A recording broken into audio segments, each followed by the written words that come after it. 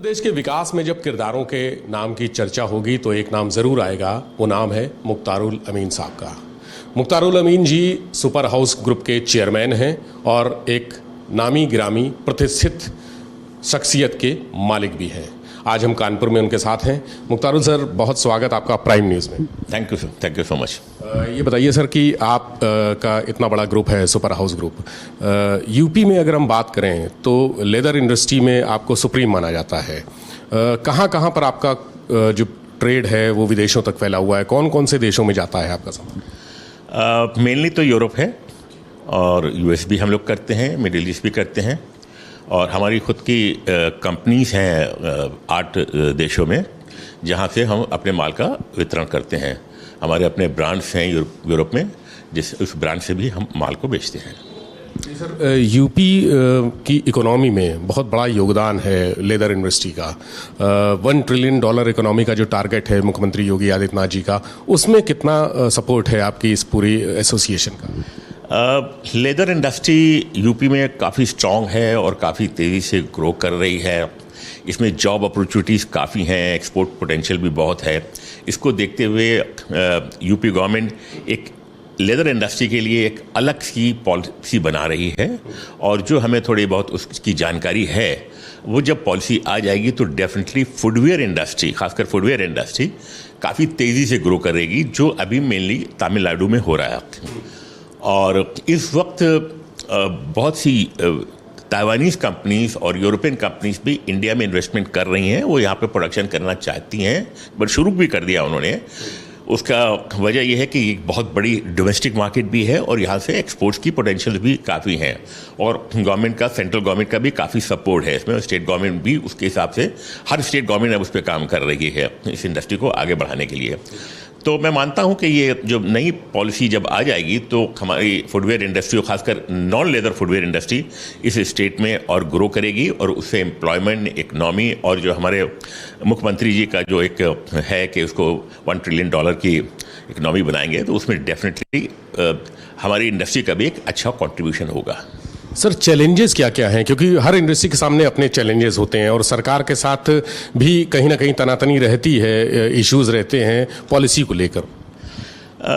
मैं नहीं कहूँगा कि उस तरह की कोई तनातनी सरकार के साथ इस टाइम है। इस वक्त जो मौजूदा सरकार है वो बड़ी प्रो इंडस्ट्री है और इंडस्ट्रीज़ को बढ़ावा मिल रहा है, हर तरह का सपोर्ट मिल रहा है और एक आज के टाइम में एक स्टेट वाइज भी कंपटीशन हो रहा है इंडस्ट्रीज़ को स्टेट में लाने के लिए, जो बहरहाल इंडस्ट्री के लिए बहुत फ़ायदेमंद है और इंडस्ट्री को उसका पूरा फ़ायदा मिल रहा है।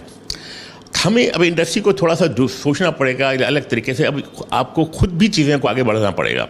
आज जो अपॉर्चुनिटीज़ हैं हमारी इंडस्ट्री में ग्रो करने की, वो शायद पहले इतनी नहीं थी। जैसे मैंने बोला कि सरकार का सपोर्ट, स्टेट गवर्नमेंट और सेंट्रल गवर्नमेंट, दूसरी बाहर की कंट्रीज़ देख रही हैं इंडिया को फॉर मेक इन इंडिया के लिए में, इंडिया में बेचने के लिए, इंडिया से बाहर बेचने के लिए।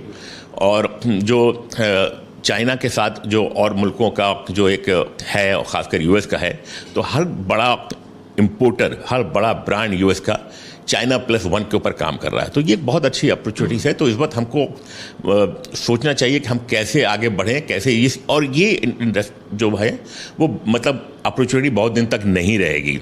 तो जितनी तेज़ी से लोग आगे बढ़ें उसका वो फ़ायदा उठा सकते हैं। और हमारी जो एसोसिएशंस है, जो काउंसिल फॉर लेदर एक्सपोर्ट है, वो भी इसके ऊपर काम कर रही है। हमारे चेयरमैन साहब डेलीगेशन लेकर के प्लान बना रहे हैं ताइवान, कोरिया, सब जगहों जाने का, ताकि हम वहाँ से जेवीज ला सकें, जॉइंट वेंचर हो सकें। तो जॉइंट वेंचर से हमें टेक्नोलॉजी भी मिलेगी, हमें फंडिंग भी मिलेगी, हमें मार्केट भी मिलेगी। तो काफ़ी तेज़ी से इस पर काम हो रहा है। मैं जो लेदर सेक्टर स्किल काउंसिल को जो हेड कर रहा हूँ, उसमें हम लोगों को भी गवर्नमेंट की तरफ से काफ़ी फंडिंग हो रही है कि किस तरह से हम वर्कर्स को ट्रेन करें और उनको उनकी रीस्केलिंग भी करें और वो हिसाब से करें जो आज की डिमांड है। जिस तरह से आज की इंडस्ट्री को जिस टाइप के लेबर चाहिए, उस तरह से हम लोग उनको ट्रेन कर सकें। तो आप सब जानते हैं कि मोदी गवर्नमेंट के आने के बाद एक नया मंत्रालय बना है स्किलिंग के लिए। उसमें काफ़ी काम हो रहा है। NSDC के साथ हम लोग मिलकर कई जगह प्रोजेक्ट चला रहे हैं। इवन अब हमको मिनिस्ट्री ऑफ कॉमर्स और इंडस्ट्रियल डिपार्टमेंट से भी फंडिंग मिलने की उम्मीद है कि उसको ट्रेन करने की। तो वो चीज़ भी जो स्किल मैन पावर की अवेलेबिलिटी उस लेवल पे, क्योंकि जो बड़े प्रोजेक्ट आ रहे हैं ताइवान और कोरिया के, उसमें एक एक फैक्ट्री में 25-25 हज़ार आदमी काम कर रहा है, उनको वो ट्रेनिंग चाहिए है। हमारी जो मे बी हमारी वेजेस कम होंगी ताइवान और कोरिया के मामले, लेकिन हमारी प्रोडक्टिविटी भी कम है। हमें उस प्रोडक्टिविटी को बढ़ा करके कॉम्पिटिटिव होना है, बहुत ज़रूरी है, और इस पे काम हो रहा है। अभी सर बात करें लॉ एंड ऑर्डर की, तो इंडस्ट्री के सामने एक बड़ी प्रॉब्लम होती थी लॉ एंड ऑर्डर की, लेकिन 2017 के बाद से चूंकि योगी सरकार की यूएसपी भी लॉ एंड ऑर्डर है, तो उस पर कुछ फ़र्क पड़ा? आपको लगता है कि इंडस्ट्री में कुछ सुधार आया है इसकी वजह से? बहुत फ़र्क पड़ा है। गुंडागर्दी की कम हो गई है, बल्कि मैं तो कहूँगा काफ़ी हद तक ख़त्म हो गई है, और अब इंडस्ट्रीज़ बड़े सुकून से चल रही हैं। अब उस तरह की टेंशन हम लोगों के साथ नहीं है, और कभी कोई प्रॉब्लम होती है और उसकी अगर हम एडमिनिस्ट्रेशन में शिकायत करते हैं तो उस पर फ़ौरन एक्शन भी होता है। कई बार समस्या आती, जैसे अभी हाल में इन्वेस्ट यूपी का आपने देखा, वहाँ पर एक आईएएस के खिलाफ कार्रवाई हुई क्योंकि वो रिश्वतखोरी और भ्रष्टाचार, करप्शन, तो करप्शन में क्या कमी आई है? कुछ बहुत आई है अब। और अच्छा, कुछ सिस्टम भी बड़े ऐसे कर दिए गए हैं जहाँ बीच में मैन पावर का इन्वॉल्वमेंट लोगों का कम है, ऑनलाइन है, सिर्फ चीज़ें हैं, तो वो भी चीज़ें जितना इन्वॉल्वमेंट लोगों का होगा उतना करप्शन बढ़ने की उम्मीद होती है। और चूंकि बहरहाल मौजूदा सरकार का एक रवैया जो है कि करप्शन नहीं होने देंगे, या जो इस तरह के जो अधिकारी हैं उनके खिलाफ फॉरेन एक्शन होते हैं, तो वो एक डर भी है। तो बहरहाल उसमें बहुत कमी आई है।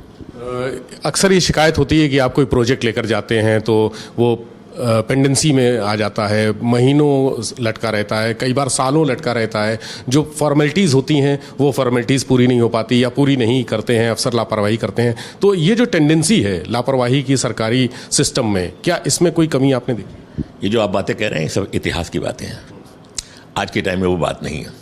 आज हम अगर प्रोजेक्ट की बात करते हैं तो हमसे ज़्यादा अधिकारी फॉलो करते हैं उसमें क्या हो रहा है, आपको क्या करना है, कैसे करना है। शायद उनको भी रिपोर्ट्स आगे देनी पड़ती है, तो वो भी आज हमसे ज़्यादा फॉलोअप दूसरी तरफ से होता है, जिसकी हमें बड़ी खुशी होती है। और प्रोजेक्ट में अब उस तरह की कोई रुकावटें नहीं आ रही हैं।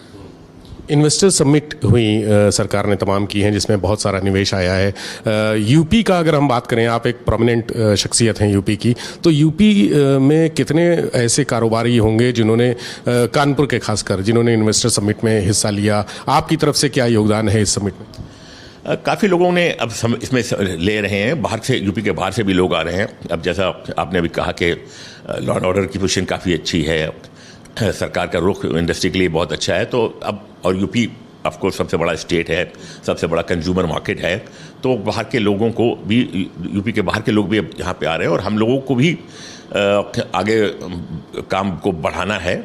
और कानपुर के काफ़ी लोग इस जो लास्ट इन्वेस्ट समिट हुआ था उसमें उन्होंने MOU साइन किए हैं। तो अभी वो प्रोजेक्ट कुछ इनिशियल स्टेज पे हैं, और हम उम्मीद करते हैं कि आने वाले 2-3 सालों में वो सब प्रोजेक्ट चालू हो जाएंगे। उसमें प्रोडक्टिविटी, एम्प्लॉयमेंट हमको देखने को मिलेगा, और UP definitely going to be a very progressive state very soon. और जैसे अभी हम सिर्फ महाराष्ट्र, तमिलनाडु, साउथ की बात करते हैं, तो यूपी उन्हीं लेवल में बहुत जल्दी आ जाएगा।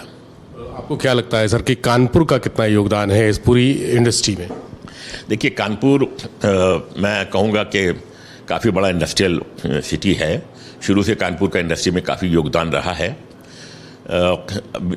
लेटली जो नोएडा के आसपास चीज़ें ज़्यादा तेज़ी से बढ़ी हैं, यहाँ हमारे पास लैंड की अवेलेबिलिटी नहीं हो पाई।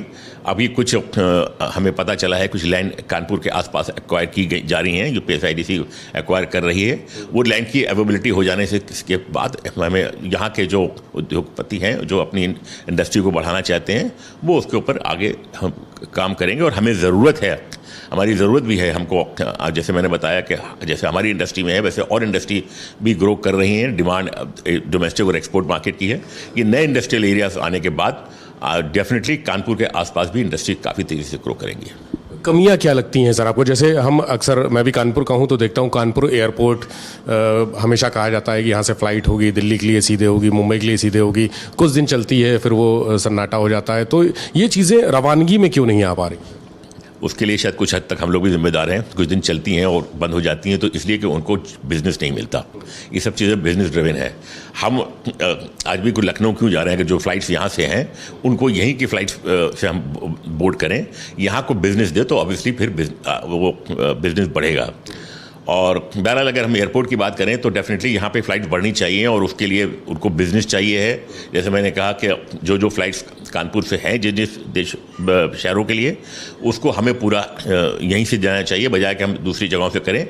दूसरी एक बात ये भी है कि जब ये जो लखनऊ का हाईवे बन जाएगा तो शायद कानपुर से लखनऊ एयरपोर्ट की दूरी कम हो जाएगी, हम कम टाइम पे वहाँ पहुँच जाएंगे, तो ये जो फ़्लाइट वाला है वो भी काफ़ी हद तक सॉल्व हो जाएगा। लेकिन बहरहाल कानपुर के एयरपोर्ट का ग्रो करना, आगे बढ़ना हमारे लिए, उस इंडस्ट्री के लिए, शहर के लिए बहुत ज़रूरी है। बहुत शुक्रिया। मुख्तारुल अमीन साहब थे हमारे साथ। इस कानपुर ही नहीं, उत्तर प्रदेश के बहुत बड़े कारोबारी हैं, प्रतिष्ठित गणमान्य व्यक्ति हैं, और उनका कहना है कि 2017 के बाद से, जब से योगी सरकार आई है, तब से बहुत सुधार हुआ है और इंडस्ट्री ग्रो कर रही है। कुछ छोटी मोटी कमियां हैं, अगर वो दूर हो जाती हैं तो बहुत तेज़ी से विकास होगा और यूपी $1 ट्रिलियन इकोनॉमी का लक्ष्य हासिल करेगा। प्राइम न्यूज़ के लिए कानपुर से विवेक त्रिपाठी।